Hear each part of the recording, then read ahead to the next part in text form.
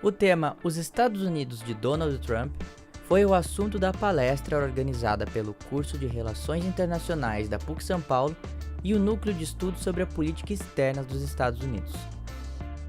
Você tem uma mudança na estrutura da economia de países desenvolvidos e nos Estados Unidos que cria um certo desconforto social, principalmente empregos que exigem baixo nível de educação. Esses empregos começam a desaparecer do mercado e as pessoas que não têm outras possibilidades, elas buscam qualquer outro tipo de ajuda, né? Na verdade, é um grito de ajuda dessas pessoas. Para uma determinada elite educada, bem formada, é mais fácil você transitar entre empregos, né?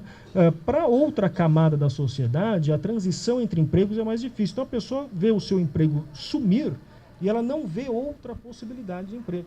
Bom, acho que discutir o Trump e discutir a política dos Estados Unidos é importante por si só, né? Quer dizer, a relevância disso para as relações internacionais se dá em função do papel dos Estados Unidos, há pelo menos, né, um século na liderança determinante das relações internacionais, e tentar entender o fenômeno Trump dentro de um contexto mais amplo de emergência de projetos alternativos ao chamado establishment, ou seja, projetos que reforçam um apelo à população no sentido de refundação de um projeto nacional, de retomar, por exemplo, no caso do Trump, a ideia do Make America Great Again. Eu acho que o candidato Trump ele veio com propostas muito diferentes, né?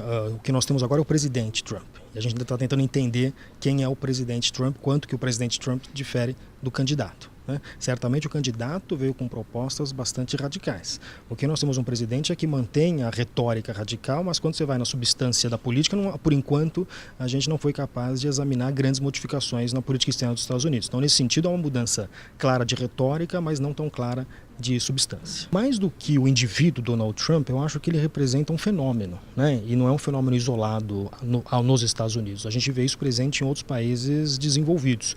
Então acho que o Trump ele pode passar, mas os fatores que deram origem a ele vão permanecer. Então, mesmo que ele não seja reeleito e saia, digamos, daqui a 3 anos e meio, nós vamos ter essas mudanças que levaram a candidatura dele, a eleição dele, elas vão permanecer. Então, por isso é importante que a gente continue entendendo essas mudanças.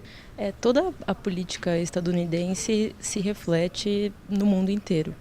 Então, qualquer assunto de presidência e de política interna dos Estados Unidos sempre vai ser interessante para entender as dinâmicas globais e de política externa, não só dos Estados Unidos para fora, mas as relações da ONU, as relações militares no mundo inteiro.